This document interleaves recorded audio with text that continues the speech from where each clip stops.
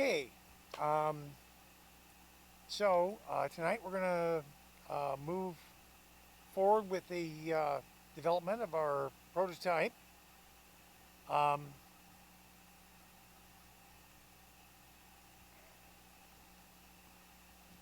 this is our V2 prototype. As you can see, it now has switches on it. It also has a lot of wires, and it has these boxes around the center of it. These are ballasts, but most importantly, if you look right down the center of this thing, you'll see that there are now 10 germicidal lights, bulbs, 3 feet long, in this thing, and that transforms this into a form of optical cannon. This is 150. We'll give you some proportions here of what we're doing. 500 microjoules will destroy a culture of COVID virus by 90% log 3. 500 microjoules.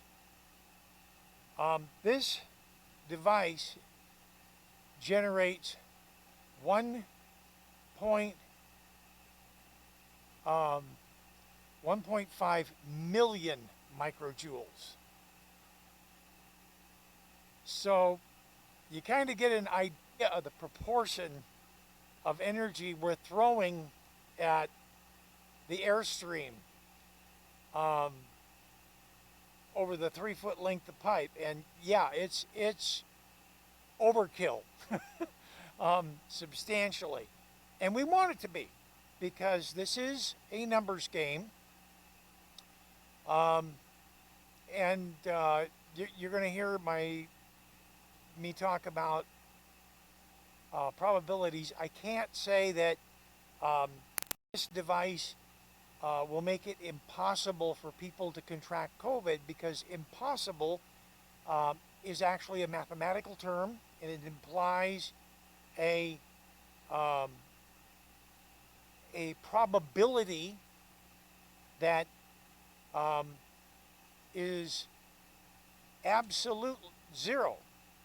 Absolute zero. And in statistics and probabilities, you never get to absolute zero. So the term impossible in the discussion of probabilities is largely irrelevant. And usually when it gets used, people get called on it. However,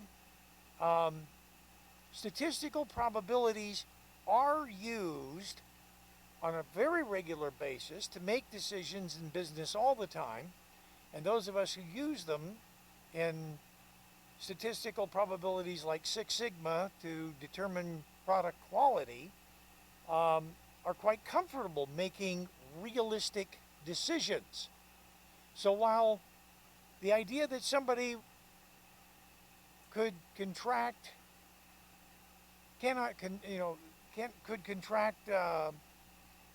COVID after breathing air that's been passed through this machine is not impossible, it is utterly preposterous. And preposterous means basically that there's no rational, logical, sane way that you can think about the event occurring in our lifetime or in the lifetimes of all our children to come. It's just utterly ridiculous. And so, yeah, this does a very effective job at sterilizing airstreams, and not just COVID. We're talking any other type of microorganism. Flu, rhinovirus, colds, whatever. you had one of these things in your home, it would absolutely purge the air in the room from all kinds of bugs and germs. Oh, but you can. There's a great number of air purifiers on the market today that you can go buy that have UVC lights in it. That is not new. And those products work. They may not work as well as this one, but they work. And they work for the same reasons this one does, and they do the same job this one does. So, a couple of things. We're working with a technology that we understand and that and is well understood in hospitals and in surgery centers. These lamps are commonly used to sterilize operating theaters. And so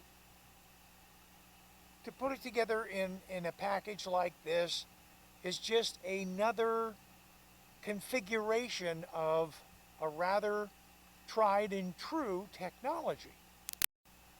We're not really out on the limb. This isn't a quack device. This is something that has been around since the 1930s. We know it, we trust it, we use it. We have given it a rather unique role. Now, what I'm going to do tonight is we've got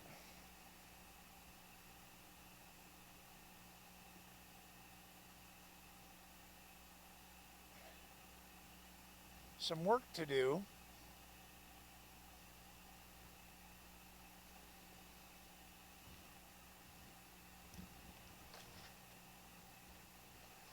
And it's going to require us to do a bit of soldering. And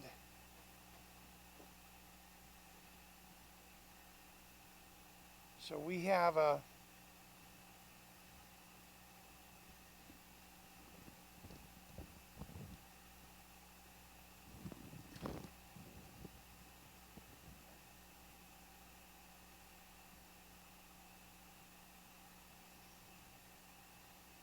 bunch of wires here out the end, and I'm going to have some folks come up and help.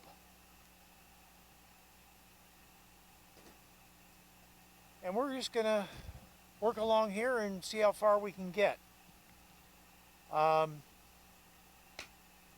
So, Evan, why don't you unplug and come on up?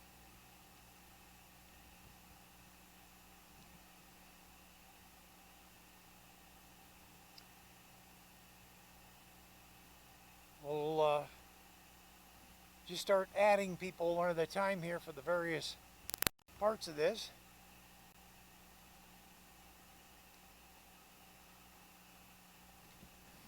Now, if you roll up one of those red stools, just roll right up alongside this table here, because that's where you're going to be working. Yeah, that's fine. Right there. Okay. Now, I have here some wire, and this wire is often called zip cord. And the reason it's called zip cord is because it's actually two conductors, and there's a indent down the center of the wire where the two conductors are. And if I separate that a little bit, I can actually pull the two conductors apart quite easily, and I'll end up with two separate wires. Well, what we need is we need a bunch of these single wires. So I'm going to take this ruler, and I'm going to measure off 12 inches. Just that fast. I'm going to cut it. And then I'm going to zip it. And then I've got two 12-inch wires. And that's what I need. I need 20 of these. Yeah. 20 pairs or 20 individual wires? 20 individual wires. So you're going to cut me 10. You're going to cut me 10 strips. It can be 9 now.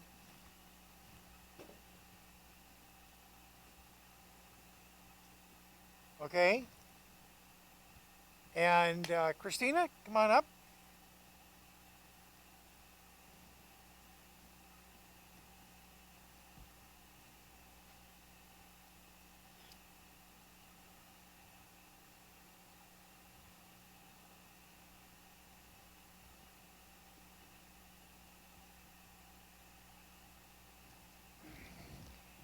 And I'm going to need you to go get that stool, if you can get to it.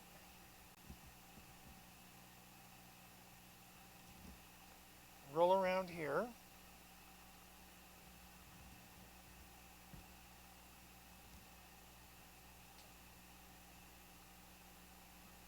Okay. And I'm going to go move a camera so we get a better shot of us. Now the next thing that we need to do is we've got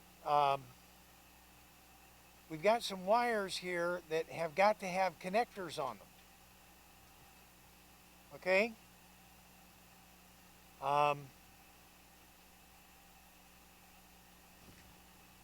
What I've done here, he's busy making the wires, and this is a pair of wire strippers.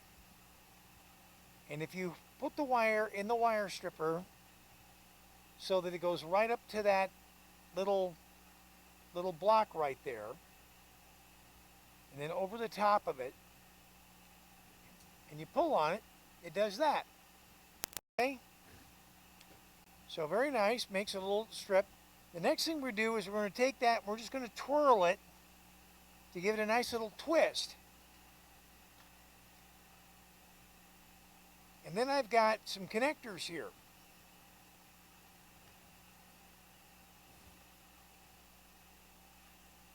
And so this is one of these little connectors. We'll have to cut them off one at a time. And we're going to take that and we're going to crimp it on there. And so to do that, I have some various pliers. We're going to take a pair of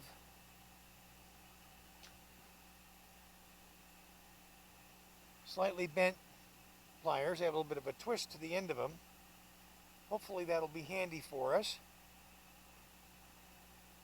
And I'm going to just lightly grab this guy, but not put any real pressure on him. I'm going to pick up this wire. I'm going to stick it in there and then give it a little squeeze. And then I'm going to give the outside end of this, whoops. Boy, that was slick. Popped right off.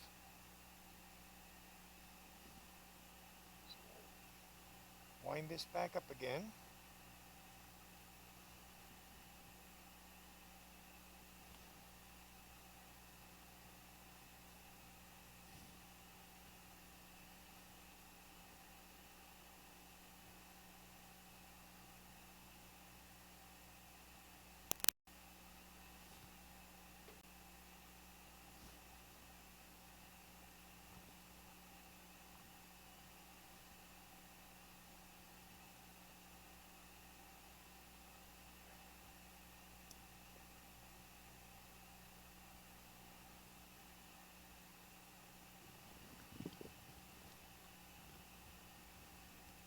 idea is to get it on there,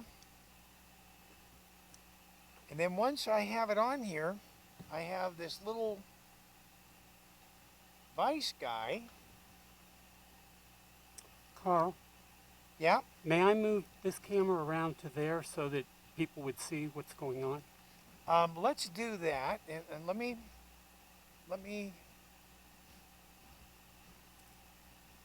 we're going to bring this camera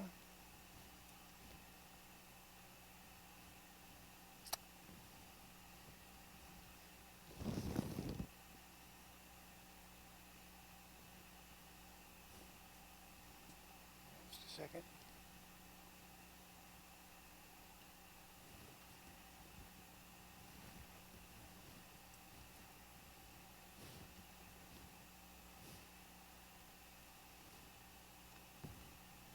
Okay, and if you'll just click, oh, I'm going to have to, I'm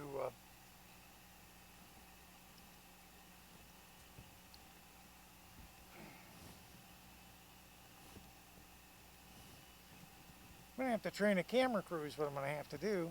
Yeah.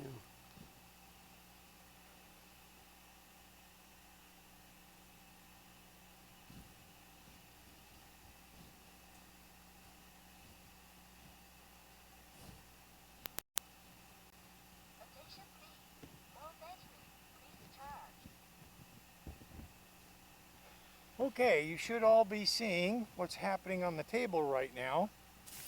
I accidentally bumped this and it fell off again. Okay.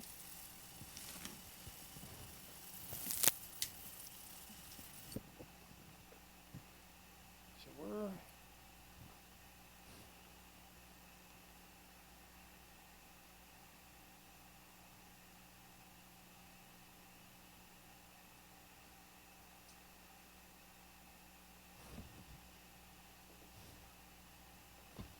That way we can see too. what I'm doing is I'm re-expanding this connector so we can get a grip on it. And while we're doing that, I'm going to set up our soldering station.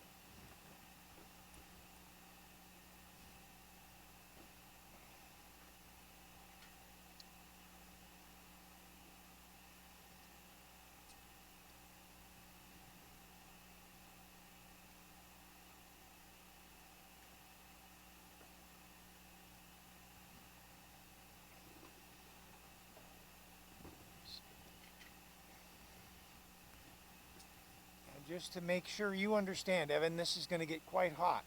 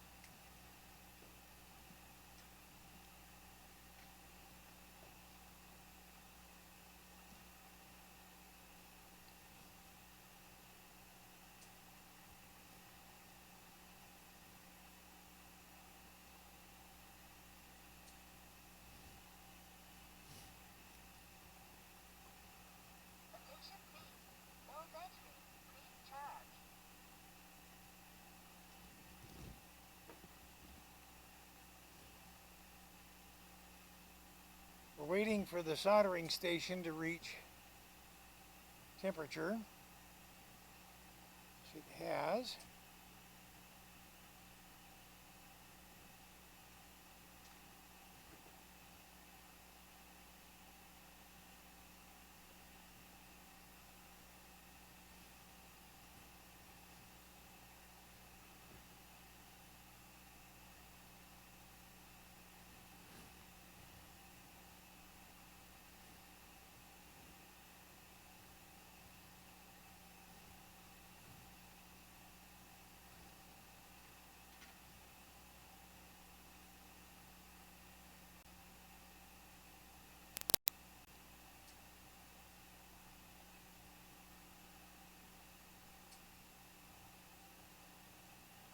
Okay. Oops. Excuse me.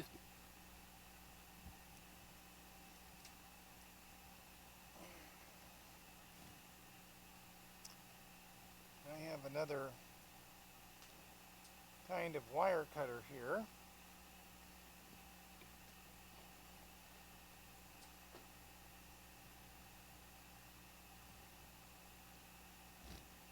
And what this does is it cuts the little bit of extra off of these connectors.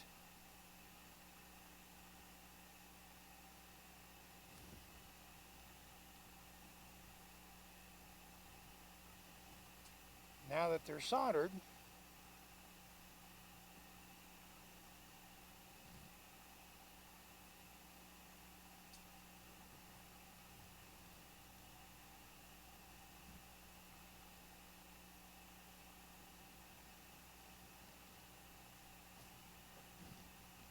I'm going to show you the end result, which is there's a couple of holes on this tube, and we're going to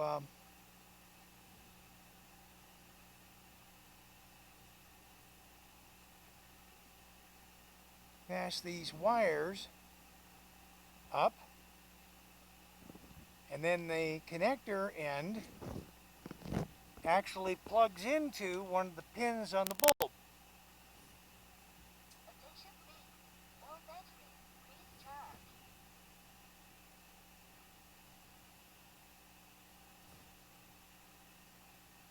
And then the wire comes back here, and we will address that later. Now we also need to finish drilling the holes. So, Caleb, how are you with the drill? Okay. Come on up.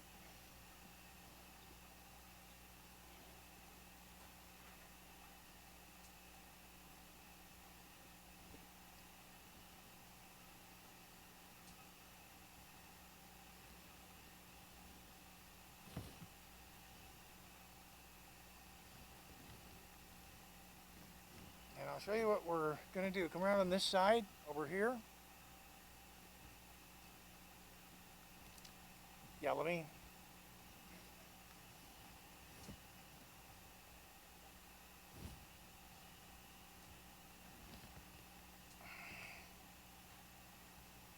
Okay. And we're going to take this drill. As you can see, we've got two holes, and they're lined up on this nut, and they're a little distance off of that tape. And for every nut, we need two holes. So what I'm going to do is I'm just going to use my thumb as something to prop against, and I'm going to line it up this way, and I'm going to figure, okay, I'm going across an imaginary line on the bottom of that nut, and I'm going to drill a little hole right through there, and then I'm going to go up a distance of about a ½ inch,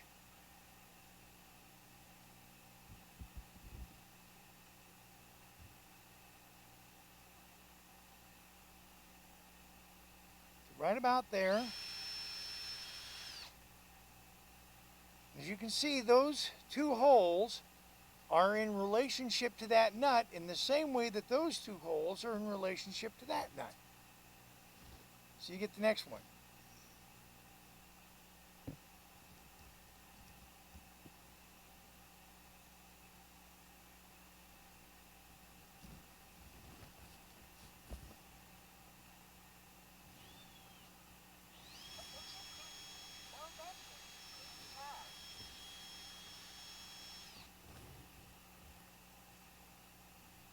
probably a little low, so go up, but don't go up more than a ½ inch. A little bit more, a little bit more. Yeah, that looks good.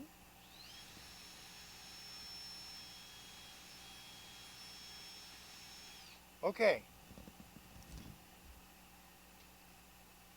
So now, Evan, I'm going to see if I can get you going on soldering these things. So what you're going to do is you're just going to roll this and keep going around.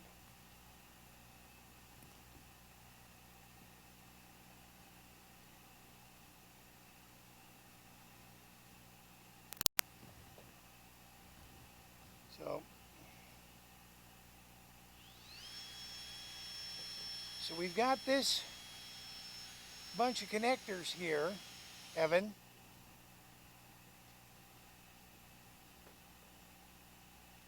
And I'm going to ask you to just start cutting them like that.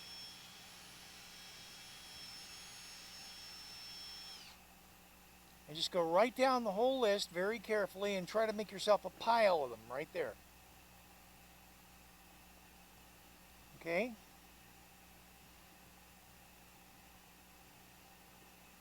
We actually a little long on some of these, so we're going to have to take off some extra.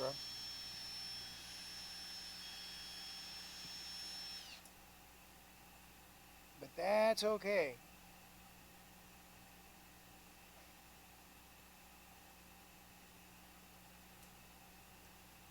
But getting these things to hang on, boy, I'll tell you, that is a trick.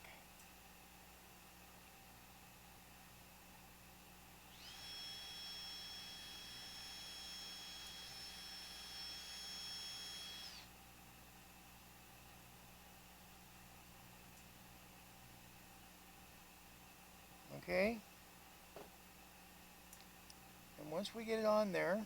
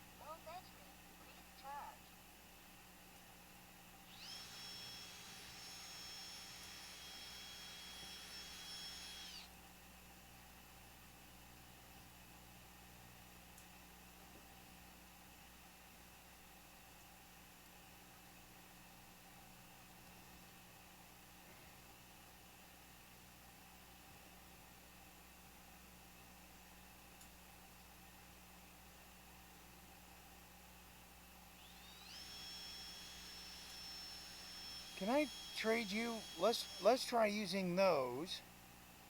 You try using these. I think you'll find that those work much better for what you need to do. And these work excellent for this job.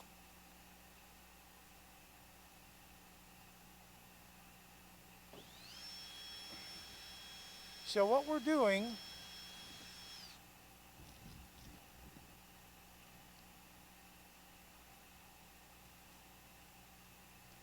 this is our wire. As you can see, we've soldered a connector right on the end of it. We've got about a 12-inch length.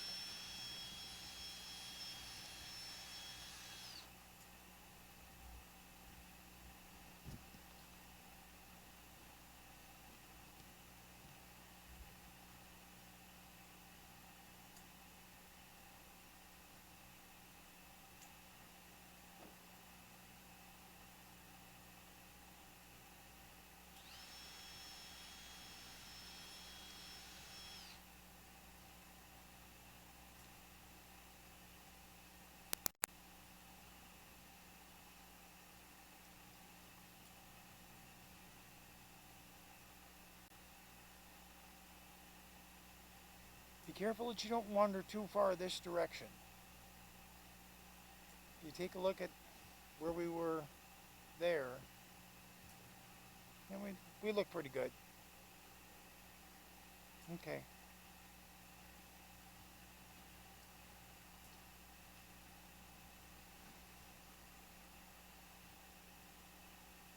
And what we're going to do is we're going to pass these connectors in. We're going to connect them to the bulbs, and then these wires are going to come out the holes.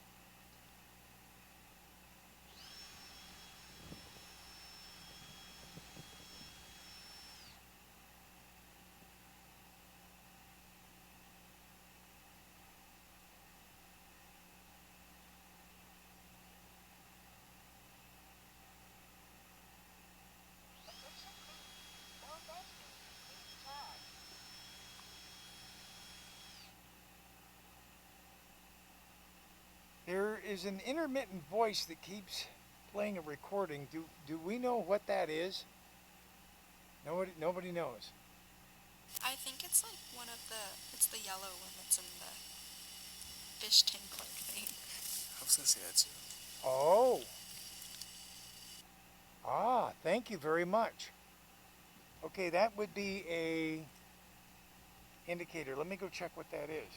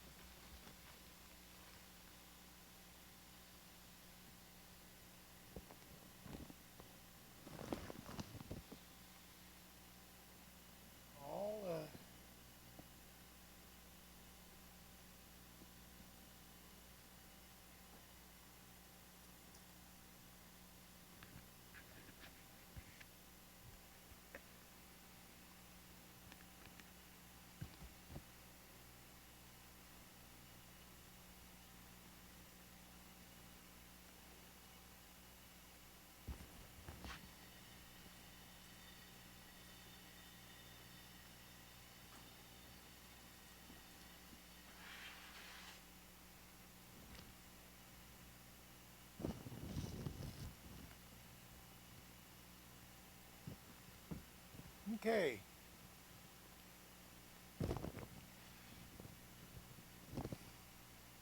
So we have all the holes.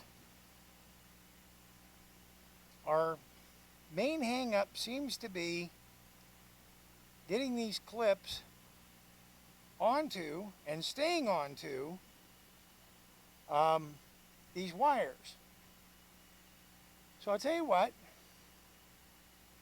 there's lots of squeezing devices here.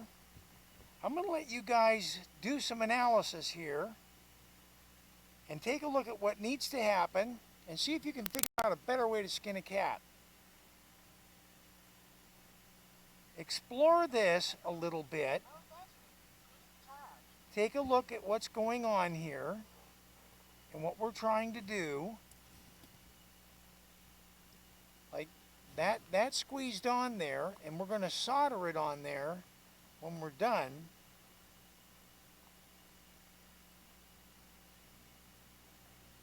So now all we'd have to do is stick it in the vise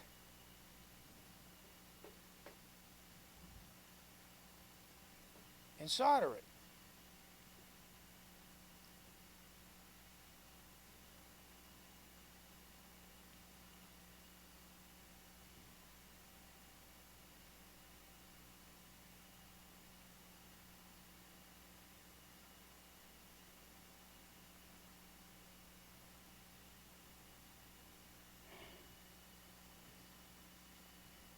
Once we've done that,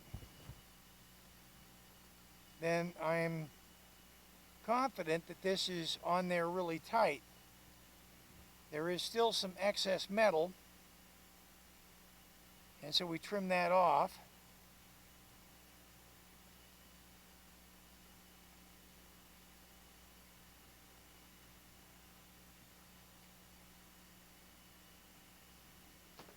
But this lead is now ready to go ahead and install in the tube. So I'd ask you to go ahead and explore this, see if you can get yours to crimp on. Did you get it?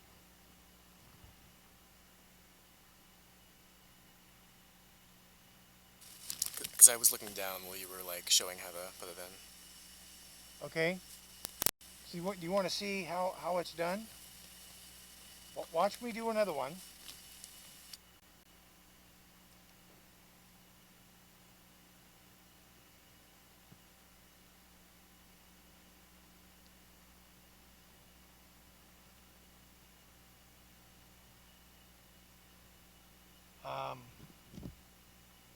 And there are a pair of pliers here.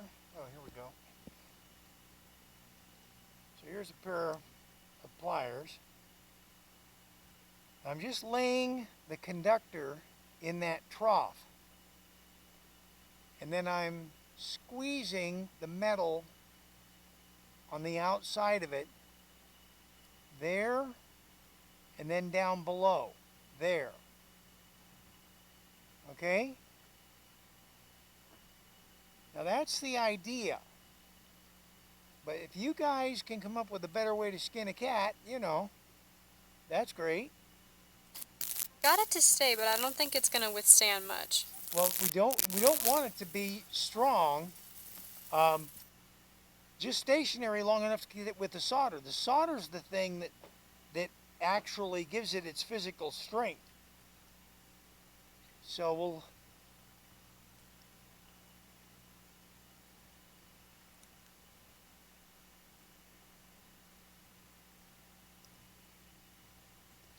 hold that heat to it for just long enough for the solder to flow. And then that one is now ready. We'll take yours and pop it in there. If you can keep them coming at me,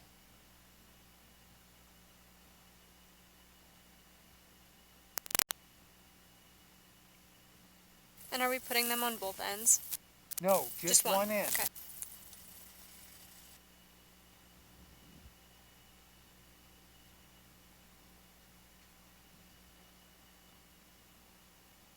Okay.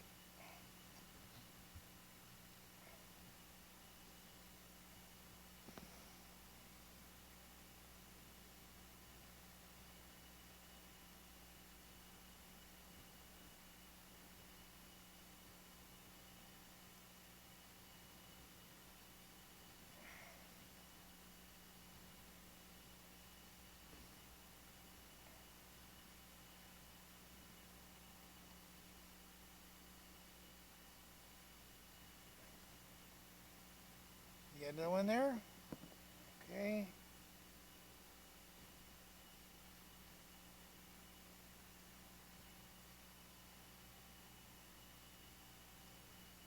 Now when you're building a prototype,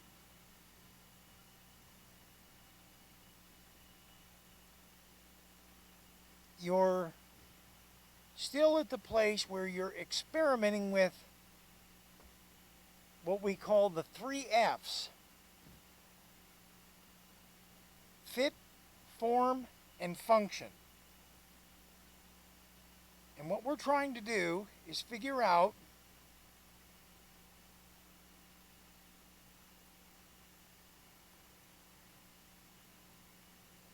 if our prototype meets all 3 criteria.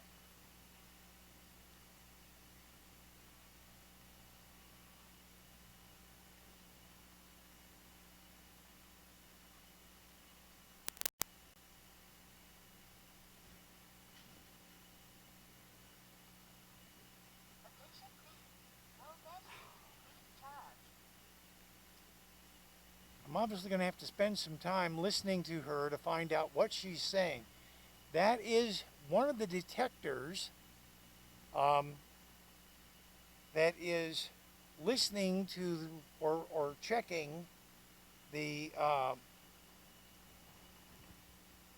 air that's coming through our machine.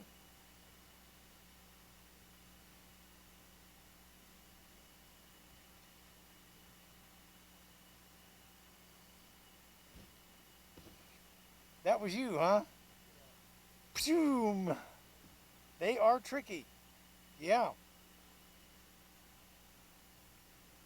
Yeah, they tend to jump.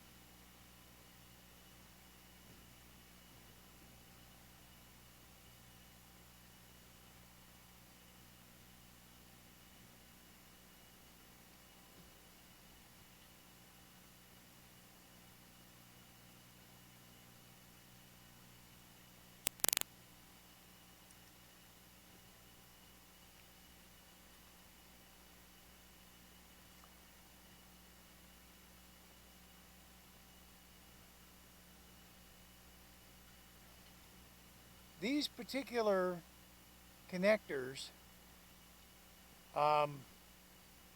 actually, there is a special crimper that you can get that will actually crimp it on the wire and do a much better job than we are.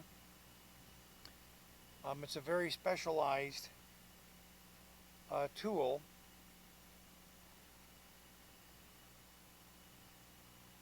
But in prototyping,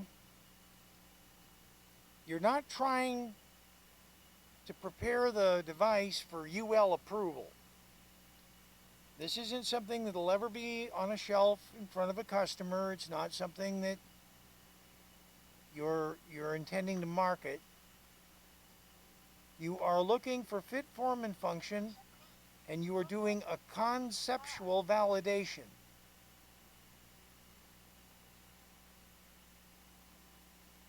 And if you can validate your concept with the prototype,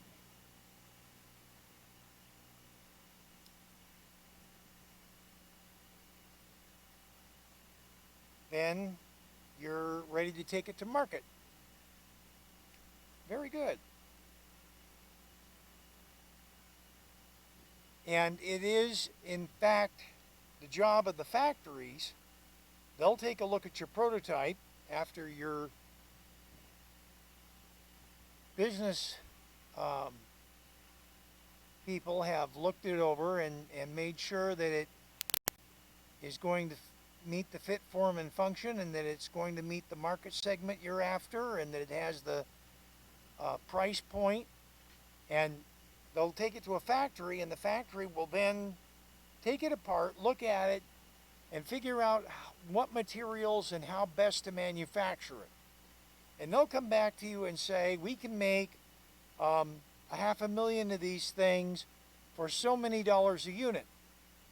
And they'll give you their best price.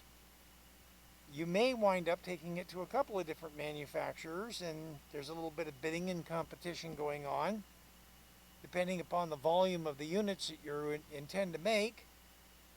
And you may award some of your contract to one factory and some of your contract to another. Now, why would you do that?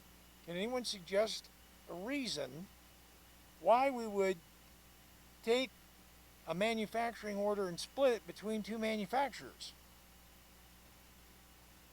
Well, if something goes wrong with one manufacturer, then you've always got the other one, right? Absolutely. You're creating some redundancy in your supply chain, if a monsoon comes through and wipes out one factory, you're not dead in the water.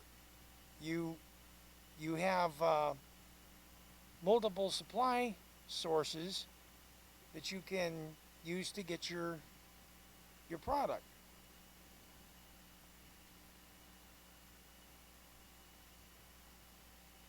Prototyping is, to my way of thinking, some of the most fun work. It's some of the most creative. You're usually trying to build an embodiment of the science involved. And that's the challenge, is to come up with an embodiment.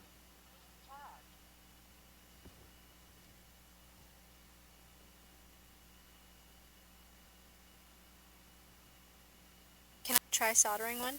You absolutely can. You've been watching me do it, so Done it once before, but it's been a little bit. okay, well, let's take one and we'll put it here so you can kind of see what you're at. You're going to unroll.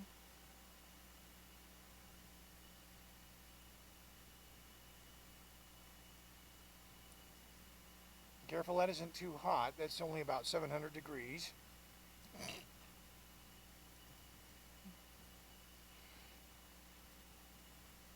It's aiming for this area right in here, right? Right, you want to make sure that you're heating the clip and let the solder flow onto the clip and it'll flow down into the wire. But you got to get that solder melted first. So hit the iron with the solder, don't take the solder to the clip, take the solder to the iron and then it'll dribble down onto your work. Hold it down there a while longer, because what you did is you got the solder on there, but you didn't allow it that heat to allow it to flow. And all those strands will allow the solder to flow along the wire in capillary action, and it migrates and strengthens the wire and causes it to adhere to the connector. Let's see what we got here. That looks good to me. Nice and tight. Good. Should do another one. And then Evan, after she's done a couple three, swing around and you take a shot at it.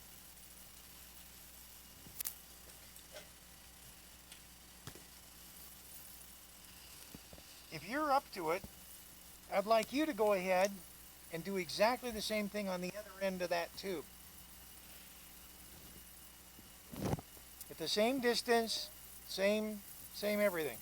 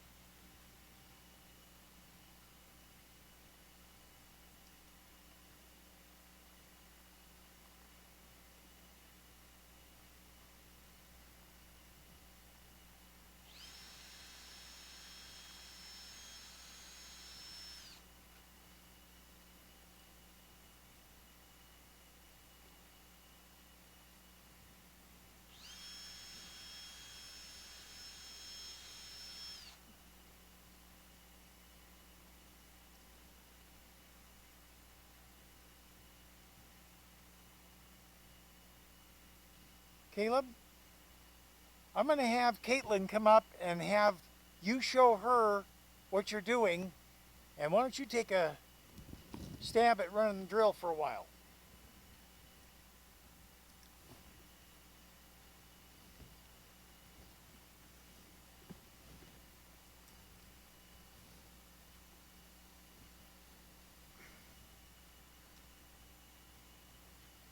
So show her what you got going on.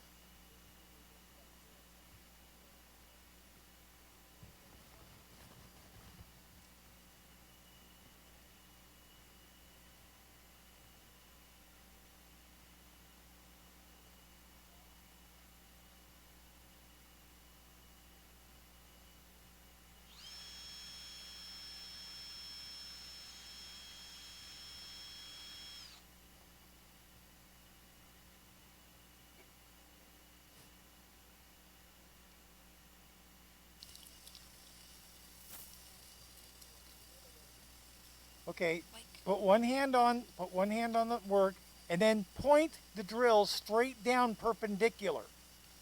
So you're still at an angle. You want to, no, you've got the bit. Hang on.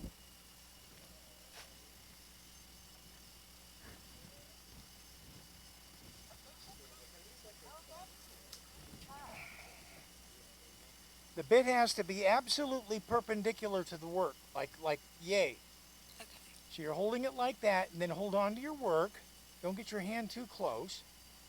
And you're going to just go ahead and slowly squeeze the trigger until the bit starts turning.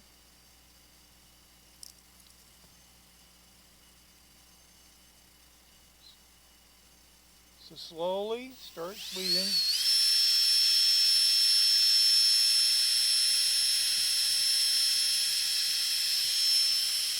Okay? Is that the first time you've ever run a drill? Yeah. Okay. Go ahead and try again. So show her where you're going to go, Caleb.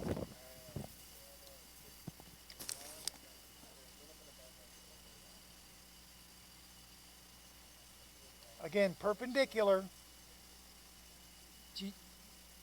You're tending to lean this direction. You want to be straight up and down.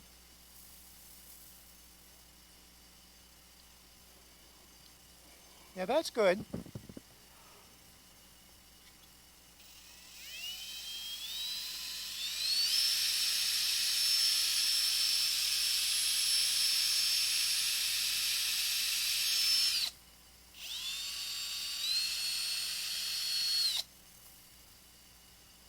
Okay, and then what you do is you pull this off of your drill so it stays clean.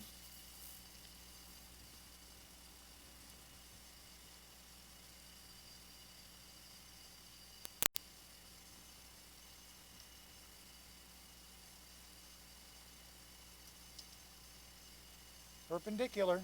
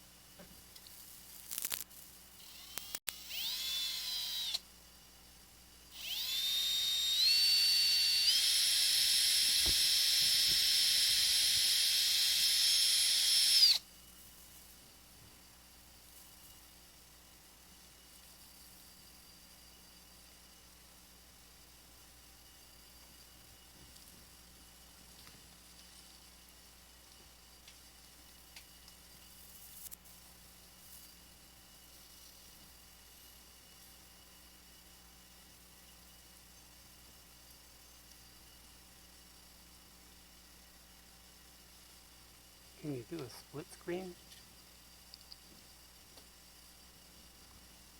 Okay.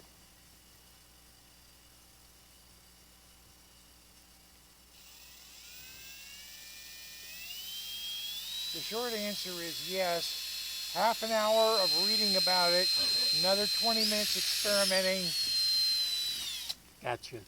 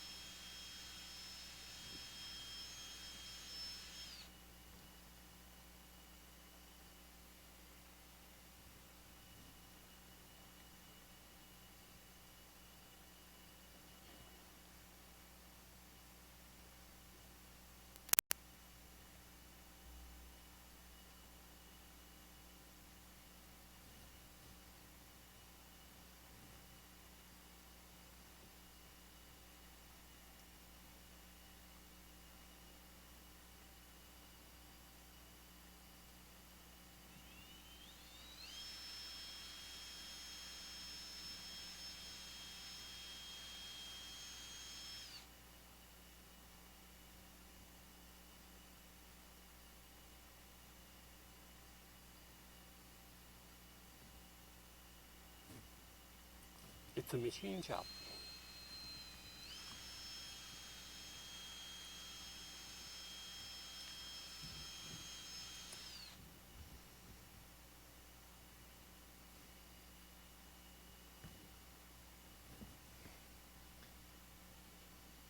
Take a look at what you got here, Evan.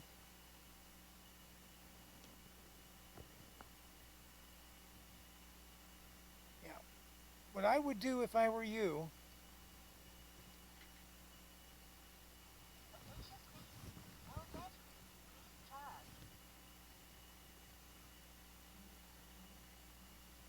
notice how I'm just putting a bunch of solder on there, and then I just hold that heat to it and let it flow.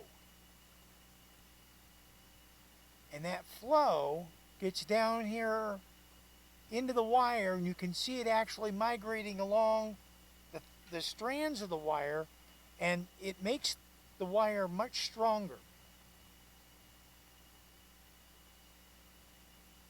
Here, this guy.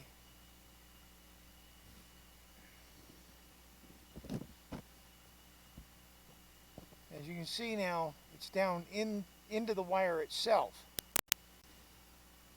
Let the heat move the solder for you. If you're just sort of sticking solder on the outside of the connector, it doesn't create the bond. We call that a cold solder joint. It's not a good thing. You folks did a great job. Yeah, those will work nicely. Well, let me show you how that works, why we're doing what we're doing.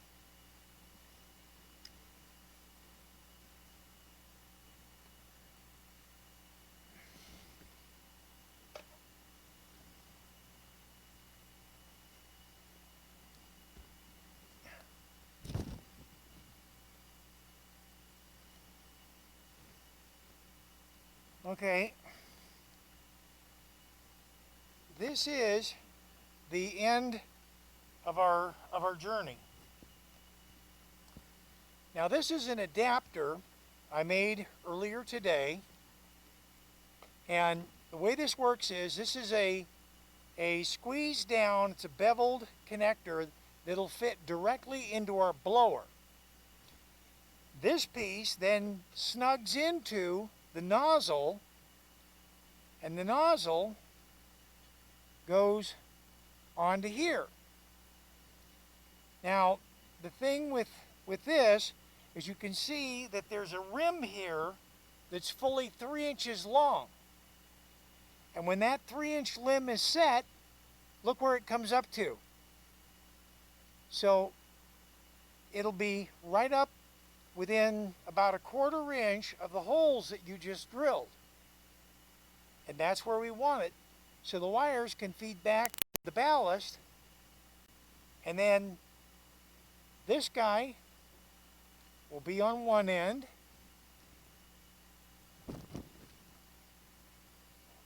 this guy will be on the other end,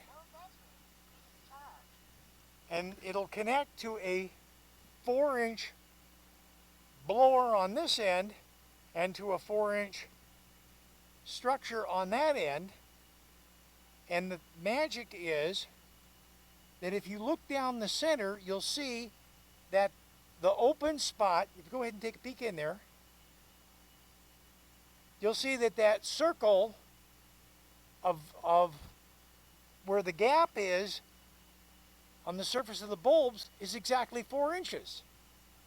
So the air goes in here, travels down along the surface of the bulbs.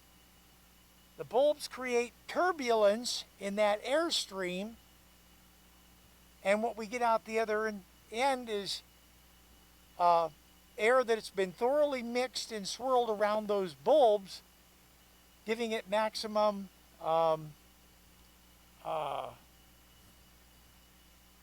exposure to the UVC light.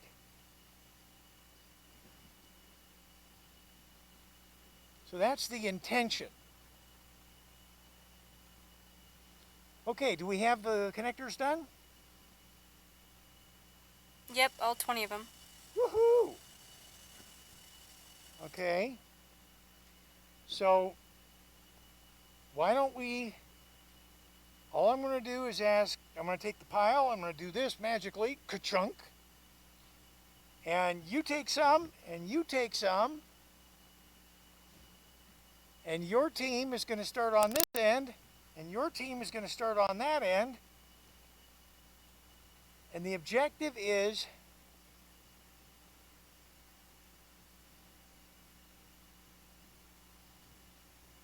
we'll come back around here, this first wire we put in, you're going to feed a wire with the copper point out through here,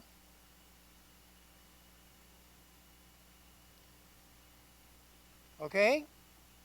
And then you're going to take that connector. Oh, we've got an issue first. We've got to trim these connectors. Do you see the butterfly wings on them? Yeah, this is the tool you're going to need. We're going to need to go through those connectors and trim off those butterfly wings. Okay? Because those are long enough that they could actually cause a short. Let's go ahead here. Let me have your connectors back. They're gonna trim them up first. Carl, can I use this too? Yes, you can if that'll work for you. There may be some more cutters over there in that black plastic. Your hoses won't reach that far. Okay, let me take a look.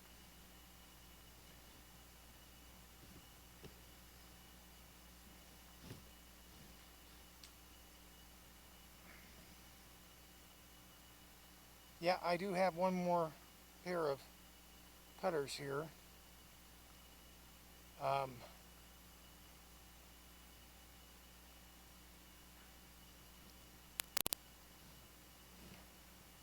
So, here, Caleb, why don't you start out, because you got stronger hands, and I know this really takes a... Oh, that one looks like it's been done.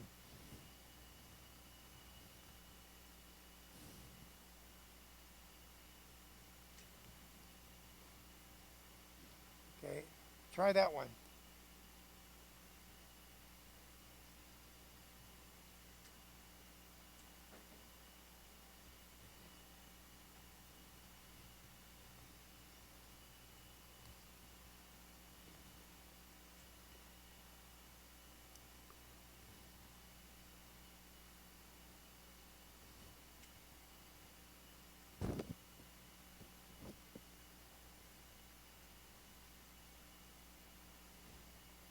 Here's another one.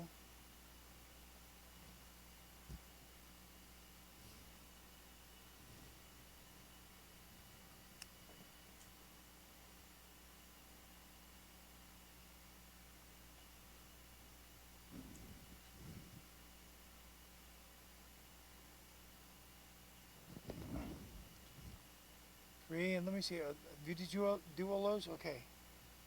I'm just going along here now. Say you trimmed these. You still got a little bit of butterfly, so I'm giving them a pinch.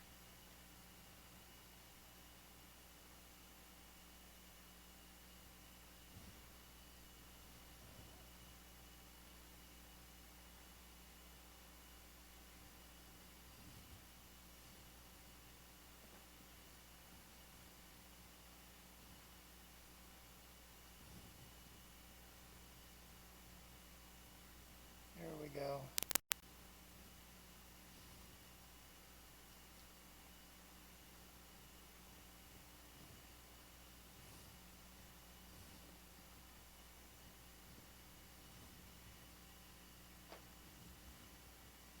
Here's a bunch. Go ahead and... Now, do you see how to put those connectors on the bulbs? If you just get down and take a good look, you'll see that the connector has a socket and it connects right on the end of the bulb. See how that works? Okay? And then once you get that connector on there, here, let me do one for you. Okay, so you take this and you stick that on there like that, and then pull it up like that.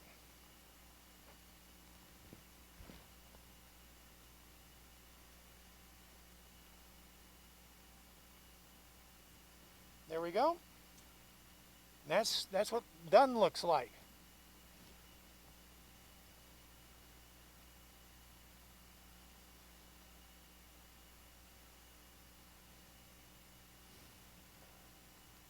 So we're plugging them into the ends here. Are we right? Are we putting them in every single one, or one per bulb?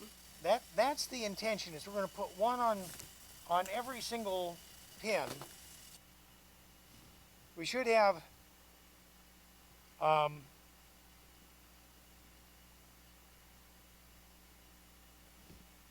hope is that we have enough wires. If we should.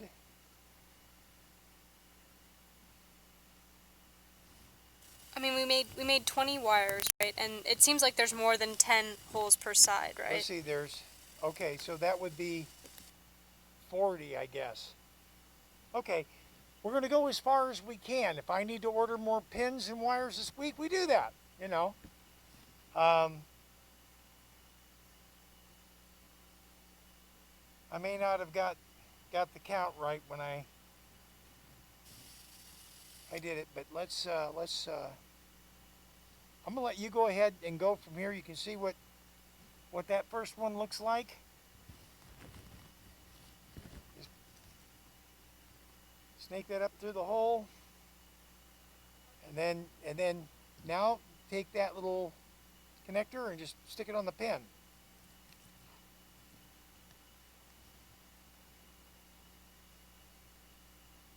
Okay, then it's up tight. You did it perfectly. Yeah.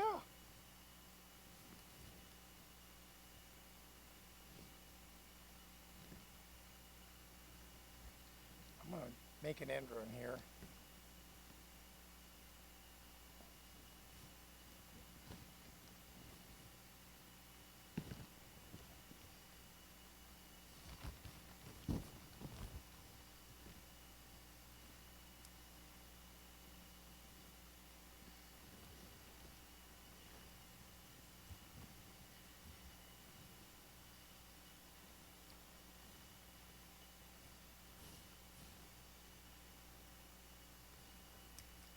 Carl, Yeah. about 5 minutes to go. Okay. When this one flickers, that one flickers, none of the others do. Okay. Thank you, sir. Yeah.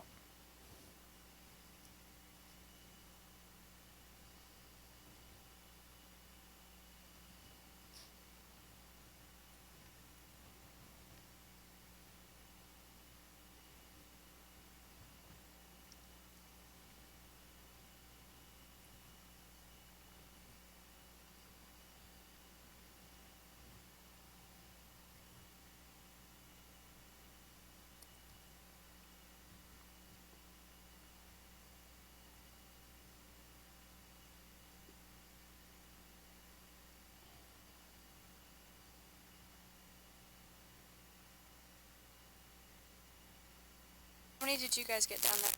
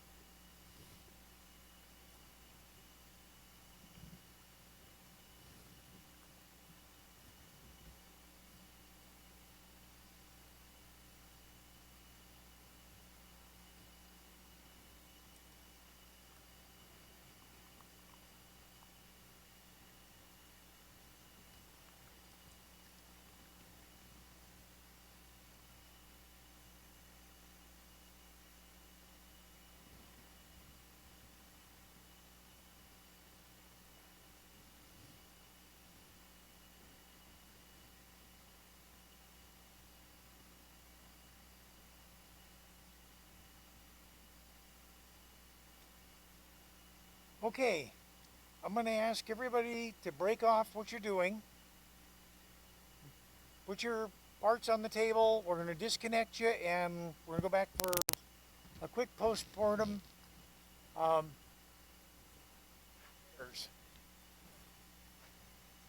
just take your hose, go back to your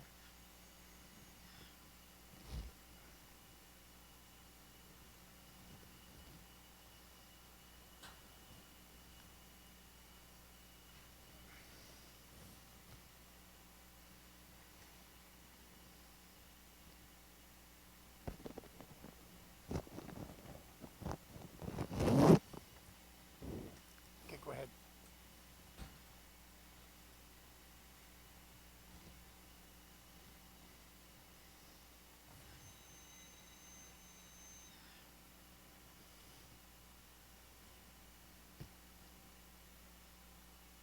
Okay. So, we did a bunch of stuff tonight. Made some admirable progress. But more importantly, we did some very complicated work. We did some soldering, did some cutting, did some stripping, did some drilling, and we did a bunch of people all working simultaneously in our marshmallow suits. Now that's cool. That's very cool, and it also speaks about the practicality of this temporary COVID PPE workaround that we've got going on here. And it's an encouragement to me because it says that there is value in going ahead and opening this back up so that students can come in and actually work hands-on and do some of this work. Can I have some impressions? What in terms of working in these suits, I want each one of you to kind of give me a sound bite of what it was like, if it was unusually difficult to you, or just your general reaction to it. Caitlin, I'll start with you. It honestly felt normal. It's just like you couldn't move very far, and like the hoses you had to work around, but other than that, like it felt normal. Okay.